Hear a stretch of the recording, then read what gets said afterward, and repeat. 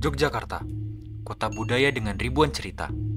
Di sini, budaya mengalir dalam setiap sudutnya, dari tarian tradisional yang memukau hingga keramahan khas yang selalu dirindukan.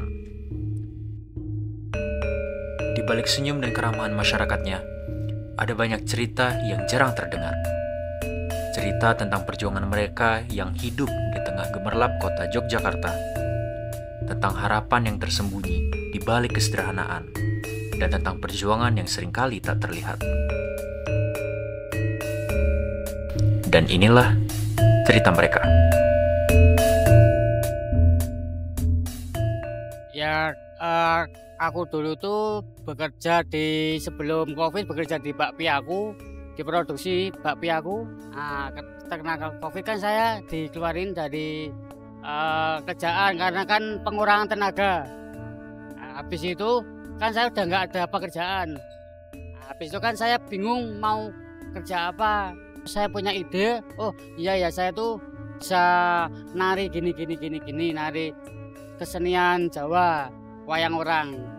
Terus saya coba terjun di lampu merah. Coba pakai kostum, pertama tuh aku dulu pakai kostum Anoman. Iya, aku dulu pakai Anoman, terjun di jalan nyoba kira-kira itu dapat uang atau enggak. Terus saya nyoba 2 jam kok dapat uang.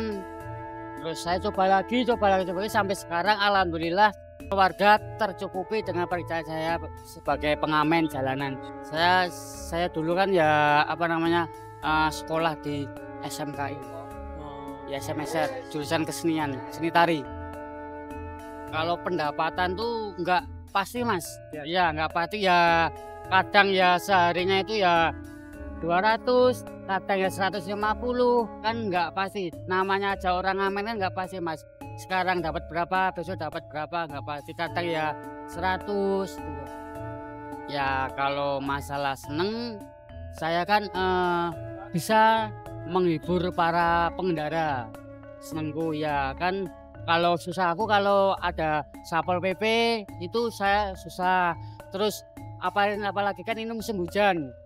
Musim hujan itu saya susah, masalahnya kan nggak bisa bekerja. Kalau ibarat di siang hari kan itu panasnya, itu saya masih berani terjun. Kalau hujan saya udah nggak berani. Ya itu kalau susahnya seperti itu, Mas. Alhamdulillah kalau seperti preman nggak ada yang malak. Alhamdulillah. Ya tapi kalau Satpol PP itu sering terjadi. Biasanya kalau Satpol PP itu gimana?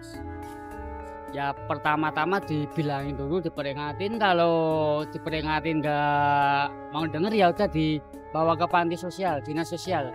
Saya kalau dengan cara saya ya itu tadi, Mas, saya ingin melestarikan budaya Jawa. Yang penting kalau orang Jawa tuh jangan hilang Jawanya. Kalau saya jadi seniman jalanan tuh sebetulnya tuh kalau sekarang masih pekerjaan pokok, Mas. Oh iya. Ya sekarang masih pekerjaan pokok. Yang mudah-mudahan kedepannya itu dengan pekerjaan ini saya bisa berhenti, saya bisa nabung demi sedikit. Kalau uang udah ngumpul bisa buka usaha kecil-kecilan, Mas. Sebetulnya tuh kalau masalah bantuan itu saya nggak mengharap, Mas. Ya yang penting saya bisa bekerja dengan keadaan sehat, entah di waktu di lapangan, di jalan tuh nggak ada gangguan apa-apa, Mas. Ya seperti Satpol PP itu semoga aja nggak ada kebanyakan, biar saya kerjanya tuh enak, ya nggak ada yang ganggu.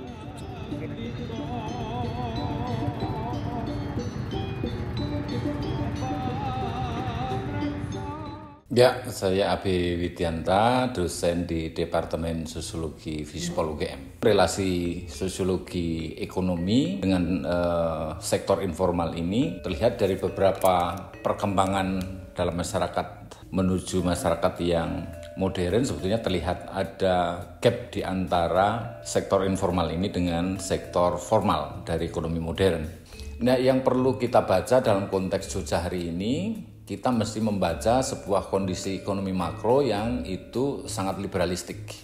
Ciri dari ekonomi liberalistik memposisikan tentang bagaimana arus perputaran ekonomi itu menunjukkan tentang free fight, semacam free fight liberalism, tentang bagaimana perdagangan bebas yang itu memposisikan antara pemain besar dalam ekonomi maupun juga pemain informal ini diadu secara head to head, dan itu tentu saja siapa memiliki modal besar, siapa yang punya power besar dalam hal akses kekuasaan tertentu itu juga akan memenangkan pertarungan di dalam konflik ekonomi yang terjadi antara sektor informal dan formal tadi.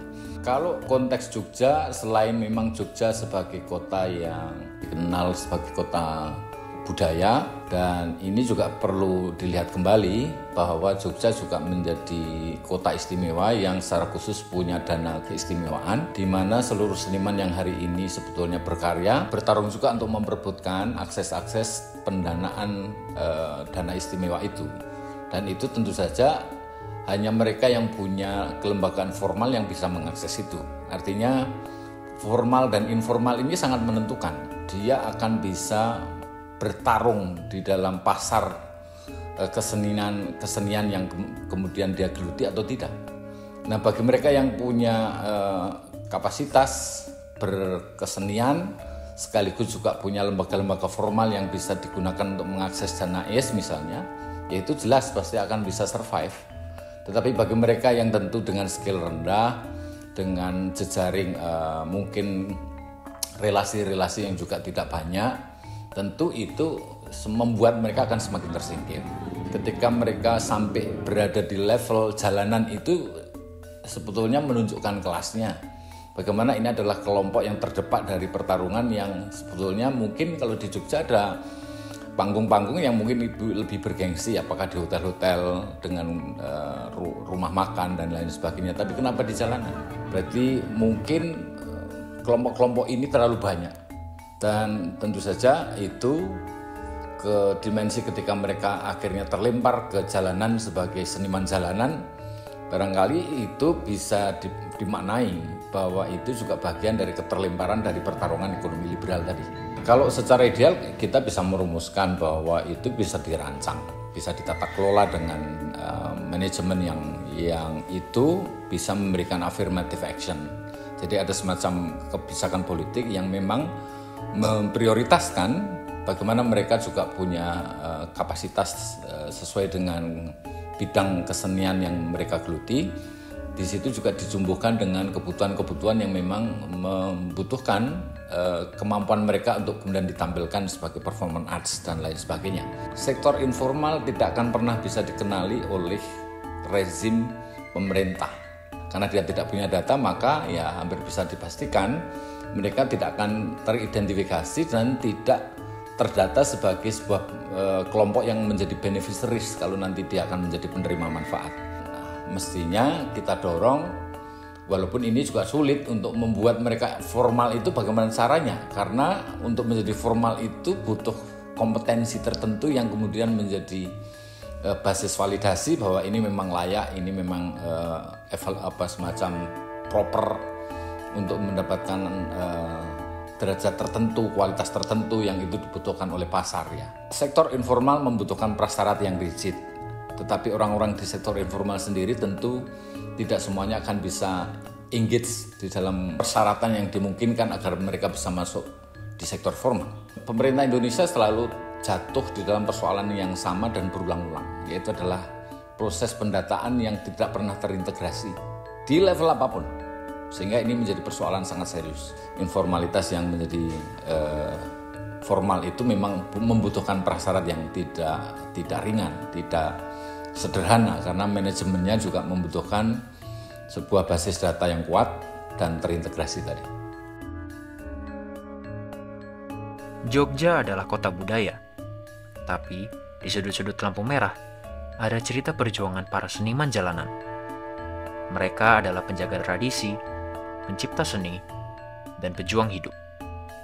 Apakah kita sebagai masyarakat sudah cukup menghargai mereka? Dan apa langkah kita untuk mendukung mereka menjadi bagian dari pembangunan ekonomi yang lebih inklusif? Inilah kisah mereka. Seni mengalir dalam jiwanya, dan jalanan merupakan panggungnya.